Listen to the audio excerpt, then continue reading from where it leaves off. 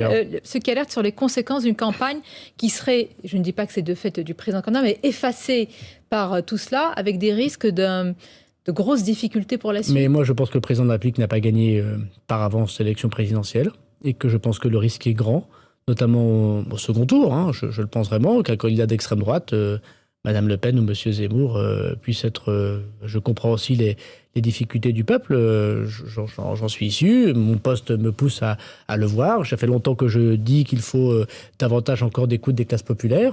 Vous savez bien que, je ne sais pas que c'est mon credo, mais c'est là d'où je viens. Je ne suis pas du tout certain que la campagne soit gagnée pour le président de la République. Pour l'instant, il est surtout dans la protection des Français. Quand on voit son texte et la vidéo, il n'y a pas de proposition de réforme, vraiment. Est-ce que la situation est trop fragile, trop dure pour les Français pour porter ça? Ou est-ce qu'il faut encore qu'il soit réformateur et qu'il mette dans le débat des sujets un peu disruptifs, comme il disait en 2017? N'ayons aucun doute que le président de la République a un projet qui n'est pas encore connu. Il s'est déclaré voilà 48 heures. Qu'il le présentera aux Français, et de ce que j'en ai eu à en connaître, il est particulièrement fort et conforme à ce qu'il essaye de faire. Ça ne transparaissait pas dans la lettre, sans vouloir vous faire offense. Petit à petit. Si, attendez, il y a 40 jours, vous avez dit même 50 jours jusqu'au second tour. C'est rien, 40 jours, ça passe comme... C'est rien et c'est long, voilà. Ah bon? C'est rien et c'est long. Donc vous ne vous inquiétez pas, il y aura largement de quoi commenter les propositions fortes du président de la République. Est-ce qu'il n'y a pas une tension, une contradiction entre d'un côté les appels nécessaires et légitimes à l'union nationale, à l'union sacrée, même vu les circonstances, et de l'autre côté, le fait qu'un débat présidentiel, par définition, est contradictoire entre des visions différentes du pays? Est-ce qu'il n'y a pas une tension en ce moment qui pourrait faire mal à la démocratie? Non, je ne le crois pas. Ça dépend de la dignité des acteurs. Notre dignité en premier lieu, dans la majorité. Il ne faut pas être prétentieux, il faut beaucoup d'humilité. Il ne faut pas croire qu'on a gagné d'avance, bien évidemment. Il ne faut pas donner des leçons. C'est peut-être un peu notre petit défaut de temps en temps, en tout cas dans les 5 ans qui sont passés. Mais il faut aussi que les autres ne soient pas dans l'opposition systématique, qu'ils acceptent d'être un parti de gouvernement, et on ne peut pas dire n'importe quoi à tout moment.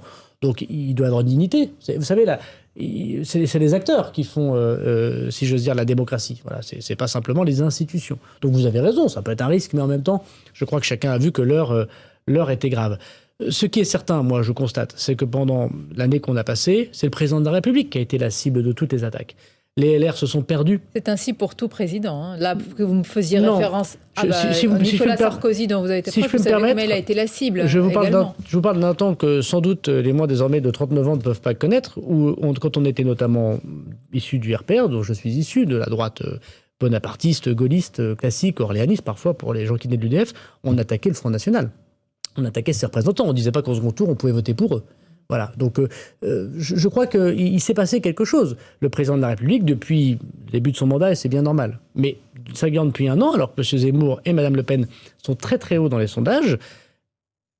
C'est lui l'objet des attaques. Ça n'a pas été le camp de l'extrême droite. Et d'ailleurs, je crois que les LR s'en mordent les doigts aujourd'hui. Ils voient bien désormais que leur sujet n'était pas le président de la République, mais comment ils ne parlaient plus à leurs propres partisans, qui en très grande partie, je crois, sont venus soutenir le président de la République. Et pour les plus radicaux d'entre eux, sont venus soutenir M. Zemmour ou Mme Le Pen. Donc je crois que le président de la République, ça fait depuis de nombreux mois qu'il est l'objet d'attaques politiques. On constate qu'il tient la barre. Il a tenu la barre du Covid. Il était en face de la crise sociale des Gilets jaunes, dont chacun sait qu'elle vient de très loin.